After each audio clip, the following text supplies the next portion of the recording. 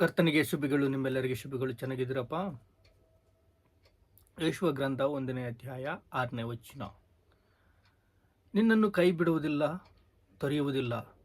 ಸ್ಥಿರಚಿತ್ತನಾಗಿರು, ಧೈರ್ಯದಿಂದಿರು.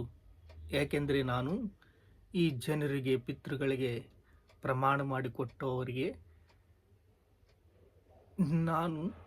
ನೀನು ಮಾಡಿಸಿಕೊಳ್ಳಬೇಕಾದ ನನ್ನ ಸೇವಕನಾದ ಮೋಶೆ ಬೋಧಿಸಿದ ಧರ್ಮಶಾಸ್ತ್ರೋಪದೇಶವನ್ನೆಲ್ಲ ಕೈಕೊಂಡು ಅದರಲ್ಲಿ ಸ್ಥಿರಚಿತ್ತವನಾಗಿರು. ಮೋಶೆ ಧರ್ಮಶಾಸ್ತ್ರವನ್ನು ಕ್ಷುಣ್ಣವಾಗಿ ಪರಿಶೀಲಿಸಿ ಅದನ್ನು ನಡೆಸಬೇಕು ಅಂತ ಒಂದು ಅಧಿಕಾರವನ್ನು ಕೊಟ್ಟಿದ್ದಾನೆ. ಯಾರು?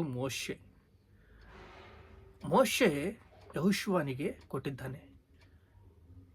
ಮೋಶೆ ಬೆಟ್ಟ ಹತ್ತಿದಾಗ ಆ ಬೆಟ್ಟದಲ್ಲಿ 40 ದಿನಗಳು ದೇವರ ಸನ್ನಿಧಿಯಲ್ಲಿ ಗೋಜಾಡುತ್ತಿರುವಾಗ, ಮಾತಾಡುತ್ತಿರುವಾಗ, ಈ ಜನಗಳಿಗೆ ಧರ್ಮಶಾಸ್ತ್ರವು ಹೇಗೆ ವಿವರಿಸಬೇಕು ಅಂತಂದು ಎಲ್ಲ ಒಂದೊಂದು ತಿಳಿಸುವಾಗ 10 ಆಜ್ಞೆಗಳು ನಮಗೆ ಕೊಟ್ಟಿದ್ದಾನೆ.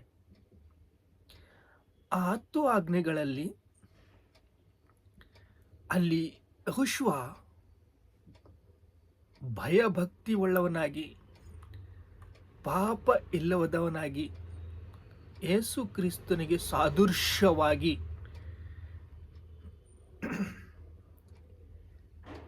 ಅಲ್ಲಿ ನಿಂತ್ಕೊಂಡಿದ್ದಾನೆ. ಈಗ ಅರಣ್ಯವು ಲೆಬಾನನ ಪರ್ವತ ಮೇಲೆ ಯೂಫ್ರೇಟಿಸ್ ಮಹಾನದಿವರೆಗೂ ಹಿತ್ತಿಯರ ದೇಶವು ನಿಮ್ಮದಾಗುವುದು.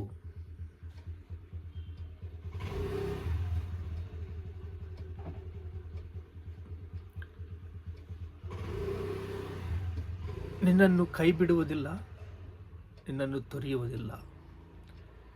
ದೇವರು ನಮಗೆ ಮಾತು ಕೊಟ್ಟಿದ್ದಾರೆ, ನಿನ್ನನ್ನು ಕೈ ಬಿಡುವುದಿಲ್ಲ. ಯಾಕೆಂದರೆ ನನಗೆ ನೀನು ಪ್ರಿಯತಮನಾಗಿದ್ದೀಯ, ನಿನ್ನನ್ನು ಪ್ರೀತಿಸುತ್ತಿದ್ದೇನೆ. ಈಗ ಯೆಹೋಶುವ ಯುದ್ಧ ಮಾಡ್ತಾ ಇದ್ದಾನೆ. ಎಲ್ಲ ದೇಶಗಳಿಂದ ಯುದ್ಧಕ್ಕೆ ಒಂದೊಂದು ಜನಾಂಗವನ್ನು ಸ್ವಾಧೀನ ಮಾಡಿಕೊಳ್ತಾ ಇದ್ದಾನೆ. ಯೇಸು ಕ್ರಿಸ್ತನು ನಮಗೋಸ್ಕರ ಪ್ರಾಣ ಕೊಟ್ಟು ನನ್ನ ಹಾಗೆ ಜೀವಿಸಿರಿ ಅಂತ, ಪಾಪವಿಲ್ಲದ ಹಾಗೆ ಜೀವಿಸಿರಿ, ಪಾಪವನ್ನು ನಾನು ಪರಿಹರಿಸಿದ್ದೀನಿ ಅಂತ ಹೇಳಿ ನಮಗೆ ಒಂದು ಮಾತು ಕೊಟ್ಟು ಅವರು ಪ್ರಾಣವನ್ನೇ ಕೊಟ್ಟುಬಿಟ್ಟಿದ್ದಾರೆ. ಈಗ ದೇವರು ನಮ್ಮ ಸಂಗಡ ಇದ್ದಾನೆ. ನಂಬಿದವರ ಮೂಲಕ ಸೂಚಕ ಕ್ರಿಯೆಗಳು ಕಾಣುತ್ತವೆ. ನೀನು ನಂಬಿದೆಯಾ? ಯೇಸು ಕ್ರಿಸ್ತನ ಹಾಗೆ ಜೀವಿಸು. ಯೇಸು ಕ್ರಿಸ್ತನು ನಿನ್ನ ಹೃದಯದಲ್ಲಿ ಬಹಳವಾಗಿ ನಿನ್ನನ್ನು ಬಲಗೊಳಿಸಬೇಕು ಅಂತ ಆಶೆ ಪಡ್ತಾ ಇದ್ದಾರೆ. ದೇವರು ನಮ್ಮ ಸಂಗಡ ಇದ್ದಾನ್ರಿ. ನಮಗೆ ಇರೋದು ಯಾರು? ನೀನು ಸೋಮರಿಯಾಗಿ ಇರಬಾರ್ದು ಅಂತ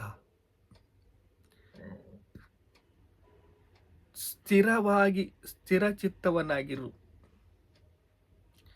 ಯಾಕೆಂದರೆ ನಾನು ಮಾತು ಕೊಟ್ಟಿದ್ದೀನಿ, ನಿಮ್ಮ ಪಿತೃಗಳಿಗೆ ನಾನು ಮಾತು ಕೊಟ್ಟಿದ್ದೀನಿ. ನೀನು ಸ್ವಾಧೀನ ಪಾಡಿಸಿಕೊಳ್ಳುವ ನನ್ನ ಸೇವಕನಾದ ಮೋಶೆ ಬೋಧಿಸಿದ ಧರ್ಮಶಾಸ್ತ್ರವನ್ನೆಲ್ಲ ಕೈಕೊಂಡು, ನನ್ನ ಸೇವಕನಾದ ಮೋಶೆ ಕೊಟ್ಟ ಧರ್ಮಶಾಸ್ತ್ರವೆಲ್ಲ ನೀನು ನಡೆಸಬೇಕು. ಸ್ಥಿರಚಿತ್ತವಾಗಿ ನಿನ್ನ ಹೃದಯದಲ್ಲಿ ಇಟ್ಕೋಬೇಕು. ಪೂರ್ಣ ಧೈರ್ಯದಿಂದ ಇರು. ಅದನ್ನು ಬಿಟ್ಟು ಎಡಕ್ಕಾದರೂ ಬಲಕ್ಕಾದರೂ ಹೋಗಬೇಡ.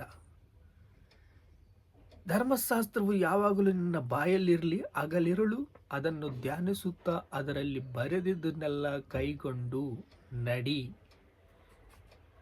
ಅದರಲ್ಲಿ ಬರೆದಿದ್ದನ್ನೆಲ್ಲ ಕೈಕೊಂಡು ನಡಿ ಅಂತಂದು ಯೇಸು ಕ್ರಿಸ್ತು ಇಂದಿನ ದಿವಸ ವಾಕ್ಯವನ್ನು ಕೊಟ್ಟಿದ್ದಾರೆ, ಧರ್ಮಶಾಸ್ತ್ರವನ್ನು ತೆಗೆದು ಹಾಕಿದ್ದಾರೆ.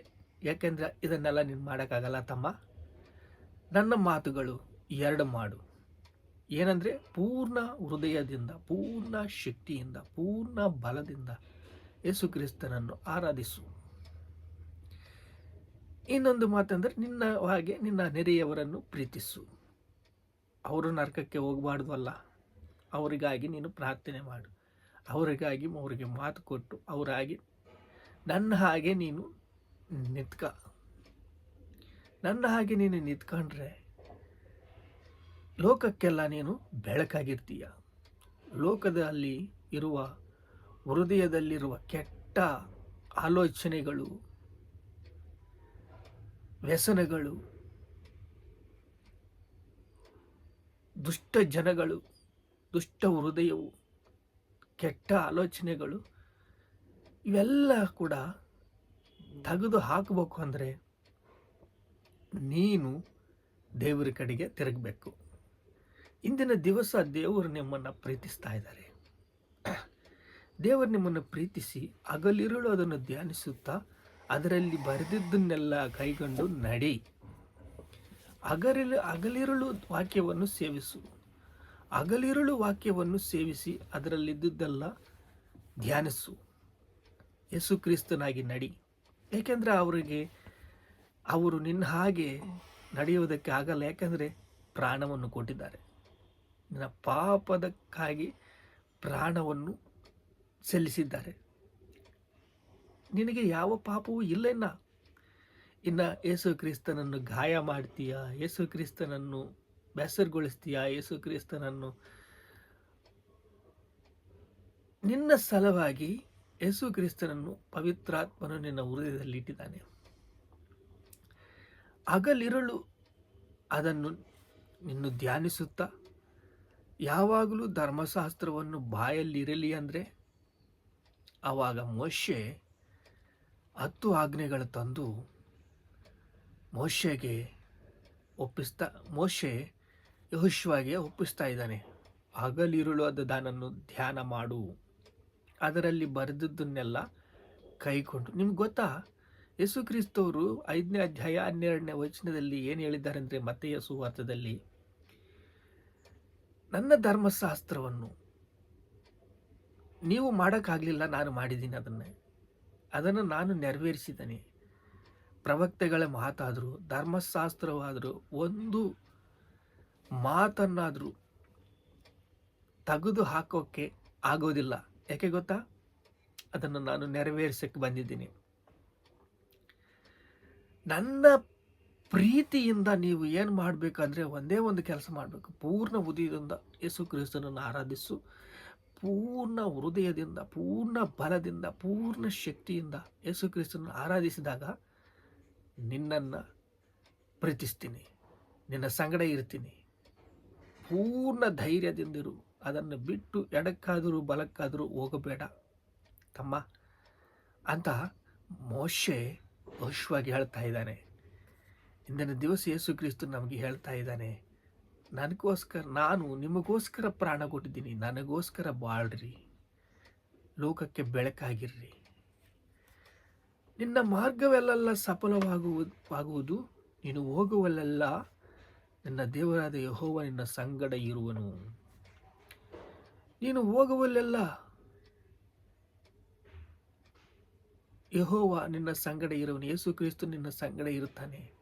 ಈಗ ಸಮಾಪ್ತಿವರೆಗೂ ನಿನ್ನ ಹತ್ರ ಇರ್ತೀನಿ ಅಂತಂದು ಮತ್ತೆಯ ಸುವಾರ್ತೆ 20ನೇ ಅಧ್ಯಾಯ 28-20 ವಚನದಲ್ಲಿ ಇರುತ್ತೆ ಮಾತು.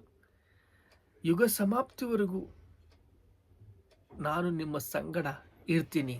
ಪ್ರಾರ್ಥನೆ ಮಾಡ್ಕೊಳ್ಳಂತಂದೆ ನಮ್ಮ ಸಂಗಡ ಇರ್ತೀನಿ ಅಂತಂದು ಹೇಳಿದೆ. ನಮ್ಮನ್ನು ಬಲಗೊಳಿಸ್ತೀಯ. ನಮ್ಮ ಹೃದಯದಲ್ಲಿರುವ ಮಾತನ್ನು ತಂದೆ ಸಕಲ ಜನಗಳಿಗೆ ಆಶೀರ್ವಾದಾಗಿ ನೀಡ್ತಾ ಇದ್ದೆ. ತಂದೆ ನಿಮಗೆ ಸ್ತೋತ್ರ ಸ್ತೋತ್ರ ಸ್ತೋತ್ರ. ನನ್ನಾಗೆ ಭಾಳ ಅಂತಂದು ಹೇಳಿದೆ ಅಂತಂದರೆ ನಿಮಗೆ ಸ್ತೋತ್ರ ಸ್ತೋತ್ರ ಸ್ತೋತ್ರ. ಘನತೆ, ಮಹಿಮೆ, ಪ್ರಭಾವಗಳು ನಿಮಗೆ ಚೆಲ್ಲಿಸ್ತಾ ಇದ್ದೀವಿ ತಂದೆ. ಆಮೇಲೆ